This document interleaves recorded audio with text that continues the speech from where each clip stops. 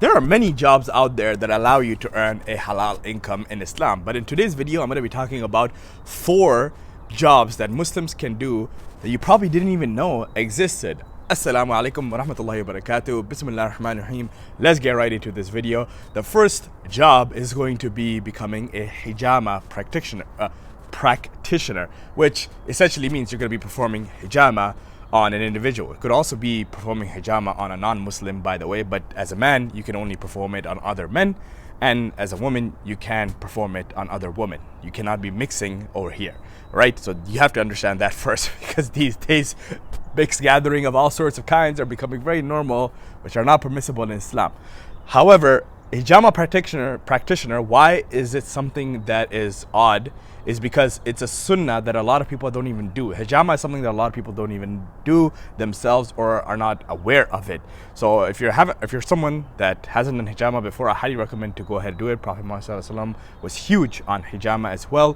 And becoming a hijama practitioner, I feel like it's really amazing, because like there's not that many people that are offering this service, especially over here in the West. So go ahead, go out there, get your hijama license, and you could even honestly start your own business. You could start doing hijama in your basement or in your house even, and as you start getting more clients, maybe you can go into a masjid, rent a room in a masjid and start offering it to people that are coming into the masjid.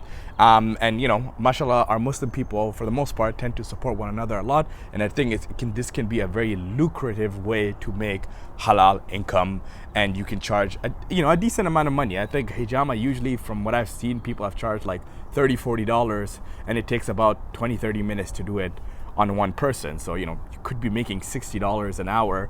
It's not that bad. That's actually really good, even after subtracting whatever your cost might be. That's still really solid amount of money. Next thing is going to be becoming a Ghusul cleaner, which is basically essentially somebody that washes dead bodies, right? When our brothers and sisters in Islam die, we perform Ghusul. We wash a dead body before we bury them. And this, you could also add in over here funeral services. So basically just setting up the funeral, going to the graveyard, and all of those, that whole process of like when a person dies to the point they die and to the point you have to bury them. You can be the guy who sets that up, and we need that as Muslims. We don't have that many people that want to do that, and you have to be, of course, someone comfortable who wants to work with a dead body. And I understand not everybody is going to be willing to do that, but again, like I said, it can be a very lucrative way to make a good amount of halal income while doing something that's really good for the Muslim community. The next thing that I have over here, number 3, is going to be becoming a Muslim marriage counselor. We live in a time where there's a lot of problems, and there's a lot of problems in Muslim marriages as well. Unfortunately, it happens. I mean, it's life. Things happen, right? Husband and wife is married. After the honeymoon phase is gone, something happens. They start arguing, or issues just come up, and a lot of time they need counseling. Now, going to a therapist or a counselor that's not Muslim is something that I do not recommend. I think you should go to someone that is Muslim, so that they guide you based off of what Islam says, and not so much what the West or what that person learned in university says to do. You should follow what Islam says when it comes to dealing with various issues. The Quran and Sunnah are the best things available for two Muslims, and you need to go to a Muslim marriage counselor when you're trying to deal with a Muslim marriage. Of course, that totally makes sense. So that is something that you could look into if you're someone that's a really good people person, and you're really good at communicating and talking with people. You need to have a lot of patience for that job and be able to deal with a lot of privacy. You cannot be going and sharing people's stories everywhere. So you have to be really controlled in that manner.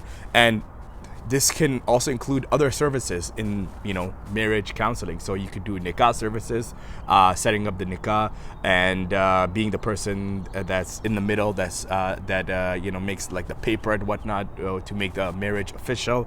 There's a lot you could do with this. You could do the Nika part, counseling services, and even setting up people for marriages. This is a huge thing over here in the West right now. There's some apps, which, long story, I made a video about it as well. I'll link it in the description box down below. But the apps have a huge problem when it comes to getting married. So what you could do is be the person in the community that sets up marriages. You can, work at a masjid or from a masjid, pull in a bunch of profiles of Muslim men and women and match them, and then get the parents involved. So this can be a great service that you can offer to the Muslim community, and I'm telling you, it is very much so needed in today's time. The last thing is going to be becoming a Tajweed instructor. So a lot of people know how to read the Quran, right? Most Muslims do. However, many Muslims don't know how to read it properly.